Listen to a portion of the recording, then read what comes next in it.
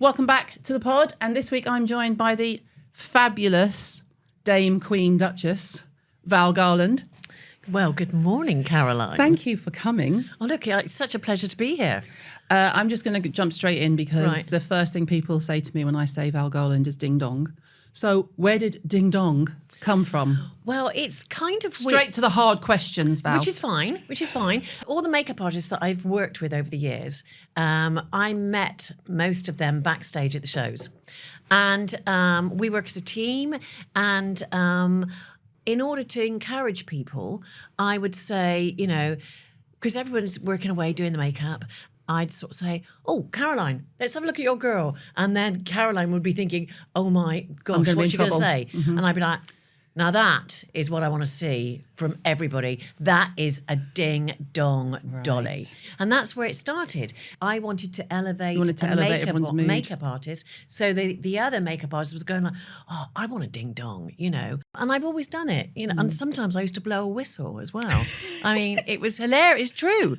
Then when I went into Glow Up, I didn't realise that I was doing a TV programme. Yeah. I mean, it's kind of bizarre. You were involved. You were in it. Well, you were kind of thinking like you're backstage at the shows, you know, and I think, a little emotional. So I'd go, that is an amazing makeup. Ding dong, you know, like King Kong. And, you know, I remember talking to my agent at the time and I said, look, have you seen the first episode? What did you think? And she was like, well, you came across as a crazy person. Excellent. Great telly. Yeah. Great telly. Do you still do anything show-wise outside of things like Cannes? No, because I do a show for L'Oréal Paris, and that is huge. Because we have lots of talent, like we have actresses. It's not just models, and yeah, I'm contracted to L'Oréal, so you know that stopped. Do you miss it, or do you quite enjoy the quiet life? No, I miss it because I love being in the scrum. It really is a scrum, though, isn't it? Yeah. It really is a scrum. Yeah. And if, you know, someone says, oh, no, that can't be done. And I'm like, no, halfway through the show, which is only 12 minutes long, we're going to change the makeup. You know, all of a sudden, they're all going to be wearing a red lip. And your team are like, okay, Val. Yeah. Okay. Yeah. I like the adrenaline rush, you know. If you had to pick your favourite show you've ever done, would one immediately spring to mind? Absolutely, it has to be Alexander McQueen. I knew you were going to say Lee McQueen. Yeah, no, it has to be because they were just such pioneering times. You know, I mean, nobody wore a low-waisted jean, you know, and then all of a sudden we've got a bumpster. You know, it was fantastic, and I think everybody that worked with Lee, we were all experiencing things for the first time. And there'd be times when you'd be stood at the side of the show and we'd all be in tears because we'd just seen something fantastically new happening. And you're like, OMG. The talent you have to bring for the faces and the makeup to match what he made architecturally with his collections is something else, right? Yeah, no, totally. Everybody involved was under such a lot of pressure. But loving every minute of it. Oh, God, yeah. But I think that's what was so great about the latest Margiela show. You know, Pat McGrath. Yeah. I mean, ding dong, bitch. So one of the you first did it. Ding dong, bitch. Thank you. Yeah, you did it. It's one of the first times in recent times I can think of where makeup has been front and centre again. Makeup carried the show. It was one of those things where you're like, wow, that's mind-blowing. Yeah, but haven't you like dipped people's whole faces in glitter before and things like that? And yes, and that particular show, it was a Vivienne Westwood show. And it's a funny story because I went into the fitting before the show with Sam McKnight, and I went up to Vivienne and I'm like, hi, darling, so, you know, what are we doing today? Like, what's our muse? And she just looked at me. She just looked at me and she said, horses. Wow, okay. Did she say horses or just horses? Horses. And I waited for that 3-5 second beat afterwards, and there was nothing. And you were like, and she just turned back to doing what she was doing over here. And I'm like, right, okay. And I walked over to the makeup table, to my team, and I'm like, get the computer out. Let's. What do we do with horses? Let's look at horses. I mean, what is it about horses? Like, do they have 4 legs? I mean, what is it? Is it the coloration? So I decided that we would look at the pelts of horses. How much time do you have, though, at this point? No, this is the night before the goddamn show. Literally. It's the night before the show. Sam McKnight's going off doing He's all doing this his crazy thing, yeah. and I've got to come up with an Horses idea. is much easier when it comes to hair, surely. Yes. It's all a mane. It's a mane, Plait you're it right. or a mane. Yeah. So anyway, I think, right, let's keep this simple. Let's do everything in black and white. So we'll use just 2 colours. And I thought we'll just sort of like paint abstract black and white markings on each model. Anyway, so we're doing that, and everybody's getting really creative, and it's all looking really good. And halfway through the show, I look at the models, and I'm like, this is a very dark show. I'm not sure if this works. I thought we need some refreshment, some light entertainment. So I said to my team, find me some glitter, clear that table, put loads of glitter on the table, get these girls, cover their faces in 8-hour cream. Right, okay, bring me a girl. Shh, got the girl. I'm just going to shove your face in glitter. Shh. And that's what I did. And I could see, the various organisers going like, has she really lost it? But it was just one of those moments. Nobody knew I was going to do that, not even Vivienne. And it just she worked. loved it, though. Because glitter in lights on a catwalk, it's just magical, So, phew, that was all right. But did she love it? Yeah, only if she loved it. Yeah. And the funny thing about Vivienne is she is or was an eccentric, fabulous character. Anyway, a friend of mine was, he was a waiter at a Miu Miu party, and he was bringing drinks and went up to Vivienne and went, "Oh, hello, Miss Westwood, a friend of mine." And she's like, "Really?" And he said, "Yes, Val Garland." And she said, "Val Garland? She's madder than me." And I that's thought, a compliment. yes. That's a compliment. Yeah. I love that. You've had your hands on many a face. Famous face, model face, famous model face, actress face. Who have you touched that you just think, that face was a joy to paint? Of course, I'm going to say Kate Moss. I'm going to say Kate Moss because in terms of Amazonian, iconic, sexual beauty, it's her. Incredible characterization for me would have to be Helen Mirren. Yeah. Because what a face. Yes, what a face. And she really gets into the character. Well, I mean, it's her job, right? But it's her job. People often sort of say, oh, you should wear less makeup when you get older. And I think you should just do what you want to do. Anyone who says anything to me about you should, first of all, is a red flag. Yeah. And if it's anything to do with aging gracefully as you get older, I just think, fuck off. Yeah, no, totes. Just out the window. go, goodbye. Yeah. So, when we do the défilé, or especially the défilé, and Helen's there, and I will sort of say, right, okay.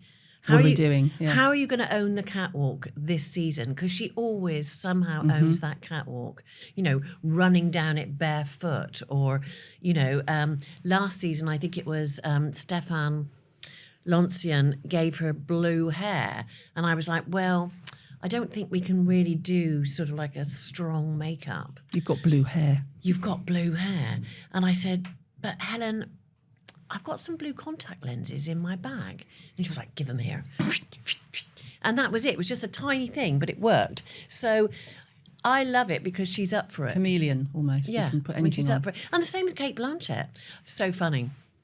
I was doing this story with Tim Walker, and it was for W Magazine, and it was Kate Blanchett. And it was a character story. Halfway through the shoot, she's there in this beautiful black yogi dress. Tim is already shooting. Julian Deese has done this mad sort of like hairdo. And I said, oh, Tim, can I just change the makeup a bit? And he was like, yeah, whatever. And I went up to Kate, and I had this like little paint tray and a roller. And I'm like, Kate, is it okay if I just sort of like roll this paint up your face? And she was like, yeah, go for it. And it was amazing. It was just that one. I didn't know if it was going to work or not. And it was just that one simple thing, and that was it. Transformed. What's the one thing you would recommend to a woman who comes to you and says, what can I do to make my face pop? What do I need? Well, I think that, number one, everyone's different. Mm-hmm. And I think there's a lot to be said for a great canvas. Mm-hmm. So I think if you just look at someone's skin and you work out how you can make their skin look better for them, Mm-hmm. that is brilliant. And then you look at the individual and you see, well, what is your feature? You know, we went through this recently with me on Glow Up and nobody knows about it. Fun fact. So at Christmas, I got COVID. Got it really badly. We started filming. God, am I being too honest? No. No, okay. We started filming. Never. The whole room goes, no. What else can you tell us about famous people? Well, no, but okay, so we started filming Glow Up on the 8th of January and I still wasn't quite right.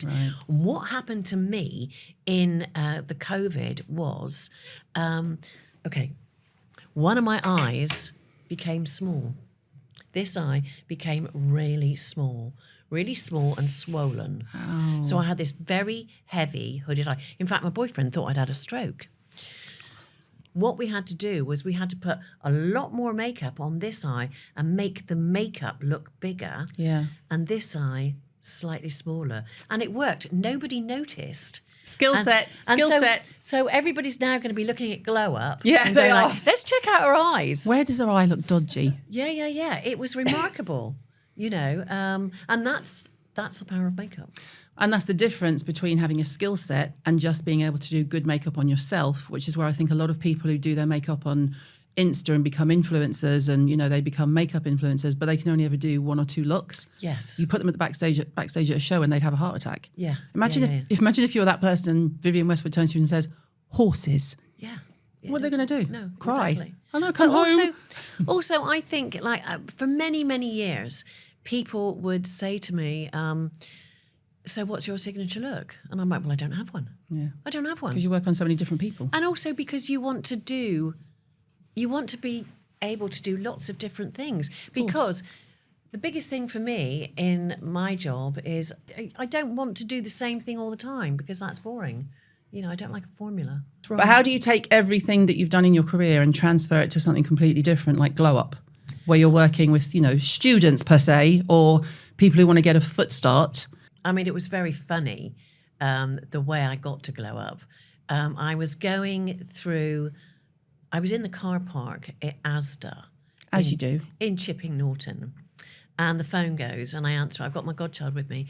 And I'm chatting to put the phone down. And Rebecca's like, well, who was that? I said, you're not going to believe it. It was the BBC. And she's like, the BBC? I said, yeah, the BBC. I said, they want me to do this programme. I said, well, that's not going to happen. You know, I never thought it would actually happen, you know. And then it did. And so the way I went into it was I've just got, I can't be a lecturer.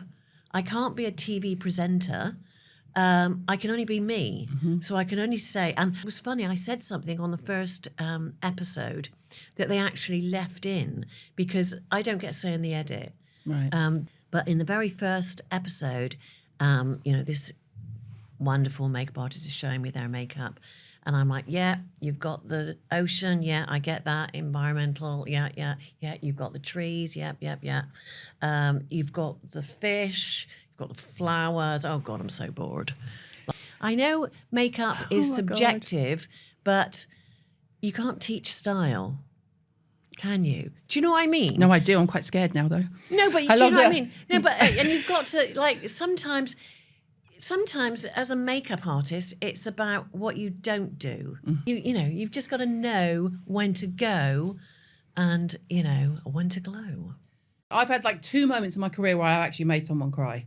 Have you ever lost your shit or had to go like, people, get your shit together? Yeah, no, I have lost my shit. And there was one time, I don't know if this is interesting, but there was one time. I think I speak for the room when I say it's going to be interesting. Well, I don't know if it will be, but anyway, I'm trying to think of all the times I've lost my shit.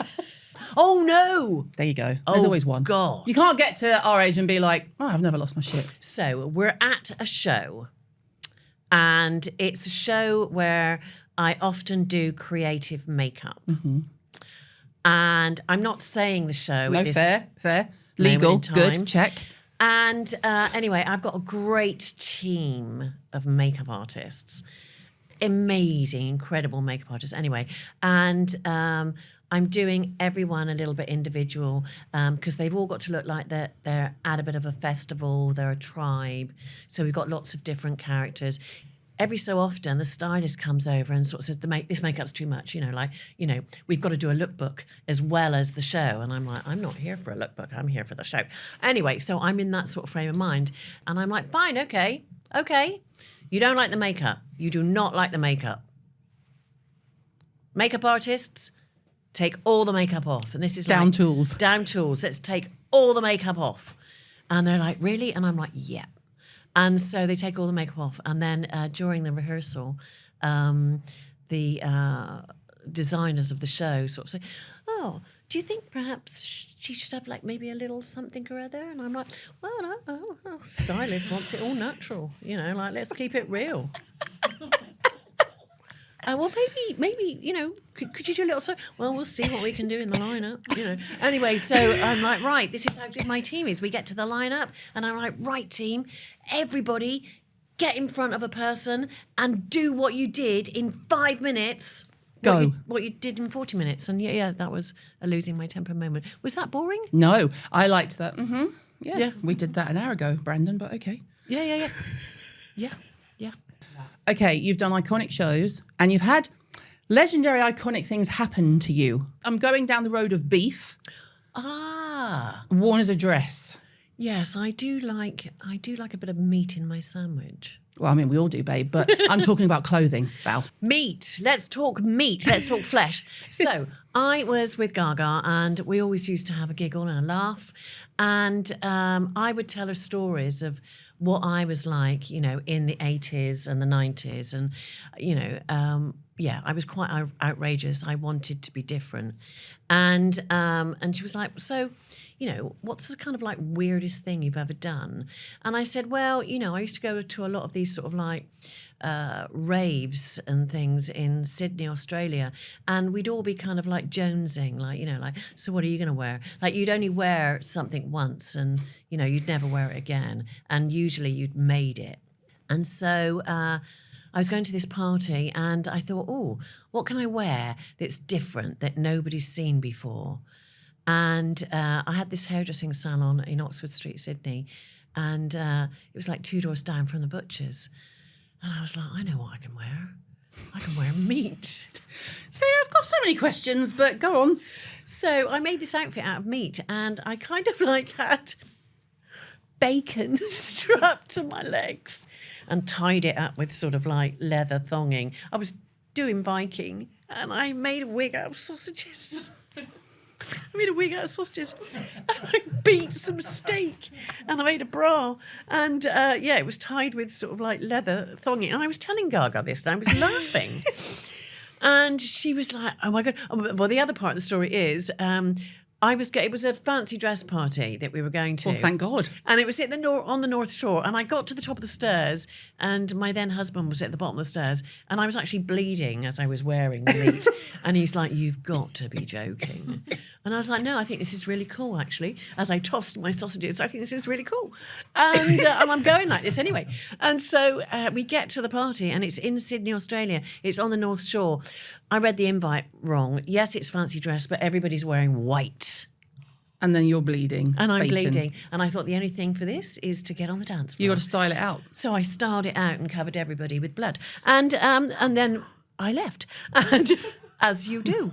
What temperature was it, by the way? No, it was very warm. It was about 11 o'clock in the morning and all the flies were coming over. That's what I was going to say. All the flies were coming over. So, husband sort of packed me off in the car and home I went. So I told Gaga this story.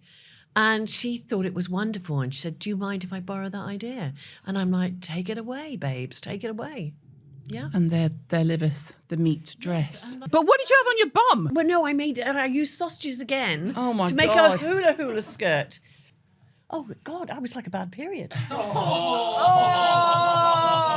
that was really close to the bone. We're not Leaving that in. We are so leaving that in.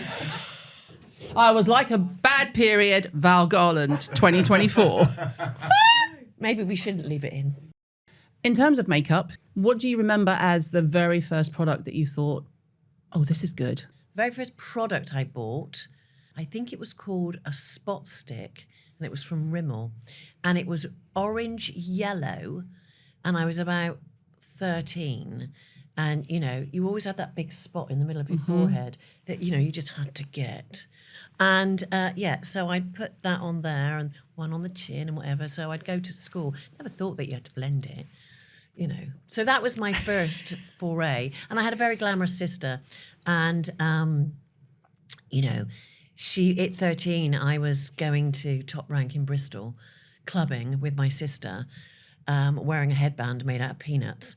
Hideous. And wearing a headband made out of peanuts. Yeah, you used to get these headbands, and they're not real peanuts, but it looked like peanuts. Yeah, anyway, another story. But my sister was very, very glamorous. So I didn't want to be glamorous. I wanted to be different. So I went down the route of, punk, new romantic. What can we do to make ourselves look strange? And I used to wear black on my eyes, black holes in the snow. I'd pale my face down with bourgeois white. And I always wore a red lip. So that was my 3 things. Anything you've got that's vintage that you think, oh, I wouldn't want to lose that? Well, I'm going to say no, because everything has a shelf life. During COVID, I went into a massive eBay hole and was buying lots of vintage skincare. And it all comes with this big thing that says, whilst this has product in it, we do not advise you use it. I'm like, it's from 1946. What do you think I'm going to do? Yeah. No, exactly. I'm not going to go, oh, lovely, can't wait to look younger tomorrow. Yeah. No, it's for a shelf, dear. Yeah. What is your skincare routine, speaking of skin? My skincare routine is actually quite simple. I get up in the morning and splash my face with water, and then I would go in for a serum. I use a serum, I use a moisturiser, and then I use an SPF. Don't like eye cream? I don't believe in eye cream. Oh, I love an eye cream. No, I don't believe in eye cream. Eye cream. Eye cream's like just a cream in a small thing. When I make an eye cream, I'm sending it to you, and you better put it on your damn face. I'm telling you now. I've got these Russian eye pads that are also in the fridge. There's just something about them. You just put them on underneath? Yeah. Oh, yeah, I like them. Russian. Yeah. Russian. I wonder where you're going. You're like, I've got these Russian. I'm like, what's coming? Yes. Russian gentleman? I don't know. And then I love a face roller. I love one in the freezer. In the freezer. What do you think of that serum people are injecting into their faces? Which one? Bloody the nuclear peptides, the salmon egg thing. I mean, it's trendy. Yeah. And my instinct is to run away from trends. Yeah. I get asked about it all the time, but I'm just, some doctors I follow, they seem to think it works. I just don't know if I would want to do it. Yeah.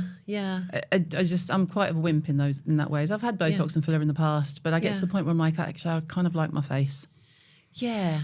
I want to look like me. Yeah, I want to look like me. I'd like to look like me after I've had good sleep. Yes. But my face has always had to move because I'm expressive. I always want to be able to tell my kids off by just moving my brow. Yeah. If I can't move my brow, how am I going to look at them and be like, you wait? Yeah. Yeah, no, that's true. But I'm not obsessive. Yeah. But my favorite treatment is like reflexology and a head massage. I went for a menopause facial. Oh yes. I was invited in. Yeah. So I go for this menopause facial, and I'm thinking, well, this would be interesting. What are they going to do? My skin's a bit older. It doesn't mean I need a whole, And so, same as you, I was thinking, this is your bog standard. I call them a beauty room facial. Yes. Cleanse, exfoliate, sometimes steam. I'm like, if you steam me, I know that you're not on your A game. I don't need steaming. I'm 54. Yes. My capillaries are going like, surprise! Yeah. Like we want to be toning that in. Yes. And they didn't ask me any questions about menopause or my age or what stage of menopause I was at. Right. It was just menopause, a catch-all, right? And so they did the facial and it was, cleanse, etc. And then what I can't bear is when they either use gloves Oh, no. or they don't massage and they just apply product. I can do that at home. Yes. I want you to pulverize my face, but in a soft, comforting way. Yes. Get in. Yeah. And then at the very end, I was lying there and they said, okay, we're just going to apply the cryo balls. And I was actually quite warm and I'd managed to get myself relaxed. I thought, don't get wound up. This is a bog standard facial, just relax. And then these freezing cold balls went on my face. Yes. Well, there's a line. Yeah. All right, Jim, I was talking about actual balls. And she was rolling them and she was like, and is that helping with the hotness? And I was like, I don't get hot flashes. You'd know that if you asked me. I didn't say that in my head. My internal monologue is always much more aggressive than what actually comes out. Surprisingly, I know. I once went for a facial and it was, a very reputable place and it was all very relaxing and, I had the red light and I had the oxygen thing and it was just lovely, lovely, lovely. And then at the end of it, they gave me, what do you call it? That's quite...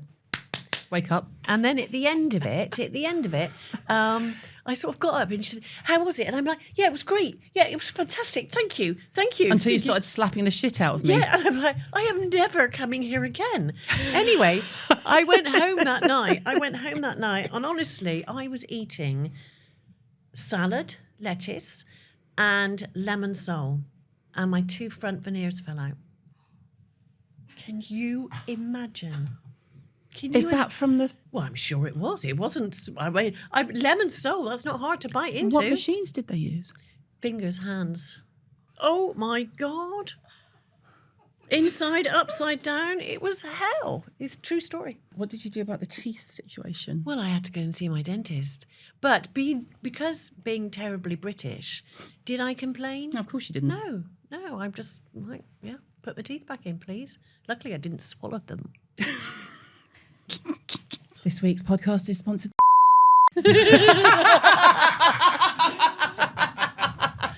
To the industry, everyone knows who you are. You're Val Garland. We get it. We bow down. The TV, though, brings a different level of awareness. Yeah. How does that look for you now these days? Yeah. I try to avoid it. Yeah. And I would hate to be in Hello magazine, that picture of me with the Tesco bag, and I've got no makeup on and my guts hanging out. I don't want that picture. When I'm at home, I'm usually, and I'm not working, I've got plaits and I've got no makeup on.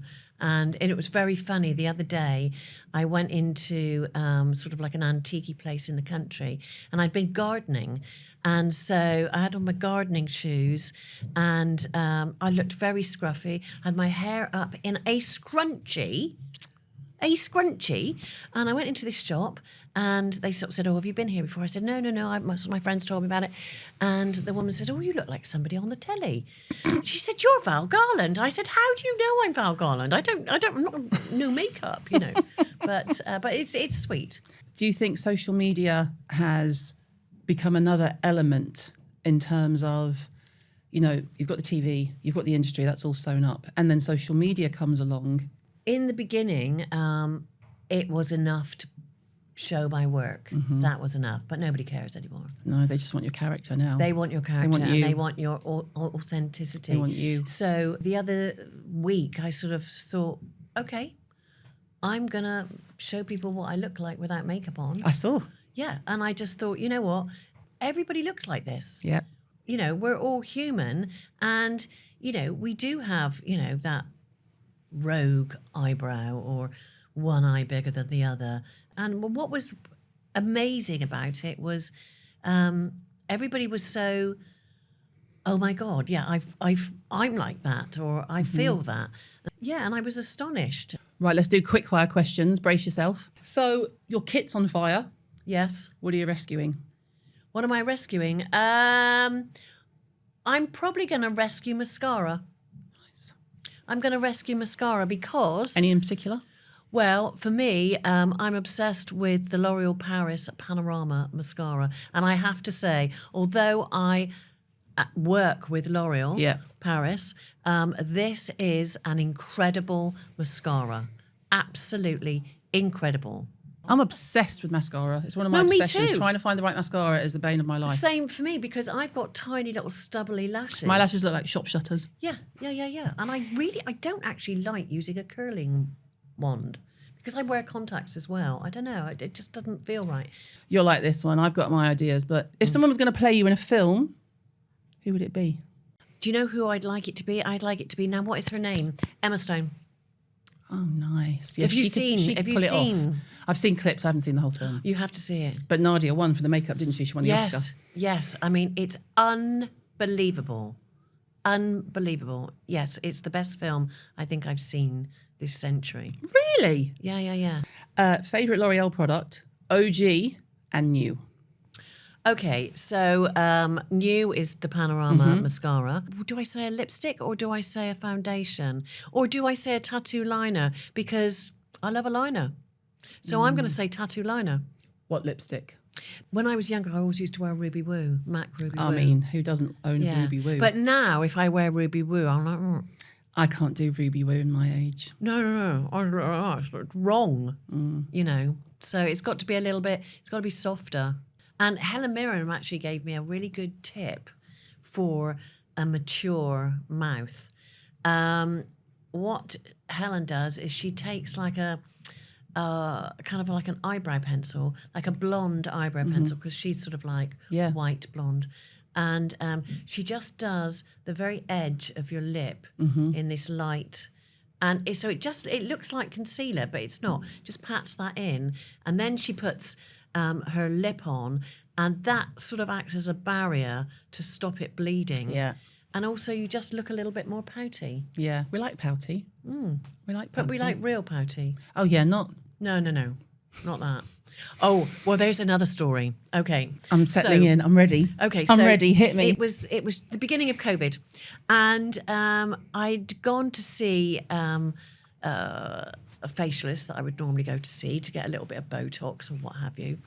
And this facialist said to me, like, I think we should put some on your lips. I said, oh, no. I said, like, I've never had it in my lips. I said, I think my lips are all right. She said, oh, we'll just put a little tweak. And I said, oh, just a tiny bit then. Anyway, she did my lips. I'm scared already. And I went round to see my best friend, and I knocked on her door, and she went, fuck! She said, you've had your lips done. And I'm like, but you can't really notice, can you? And she's like, you look like a duck. And it was terrible. And even my boyfriend sort of said, like, you've had your lips done. I said, no, I haven't. I said, I've just had my teeth veneered and it's made my lips look swollen. I mean, how good a liar am I? Anyway. Did he believe you? I don't know. Mind you. Anyway, but thank God for the face masks. Because throughout COVID, no one knew that I was trout pouting. You know. Just as well you didn't do it outside of And I COVID. would never, ever, ever do that again. What motto do you live by? Lots. For me, I think it's never enough. You're always growing. Always. You know, never think that this is it now. I think people in our industry as well, you don't see a lot of people aching for retirement. No. I think I'd be bored shitless. Yeah. I think I'd hang out with the grandkids for 2 weeks and then be like, right, where are we going? I'm off, I'm back. Where are we going? Yeah. You know? I like a project. Yeah. You know, I'd probably be, you know, I'd be quite happy in a sort of like a vintage junk shop or a garden centre. A nice garden centre. Oh God, yeah. What Obsessed. do you love as much as makeup? Gardening, cooking. Although I'm not a good cook, but I do like cooking. I mean, I like food. I'm not a baker. I don't like sweet things. I don't cook sweet things. No, but I do like experiment. In the moment, it's all about wild garlic pesto. Wild garlic pesto. Yes, wild garlic that you foraged yourself. I'll be hitting you up for some of that now I know where you God, live. I could have brought you some. And a mascara. I made some, yes, and I brought you nothing. You know. Where's the gifts? Queen Dame Duchess Val Garland, thank you for bestowing me with your presence. Well, I feel like the honour was all mine. No. Oh, no, absolutely. Oh, no. I was very excited to be here. Not as excited as I am. I am genuinely thrilled. Thank you so much. No, thank you. It was a pleasure.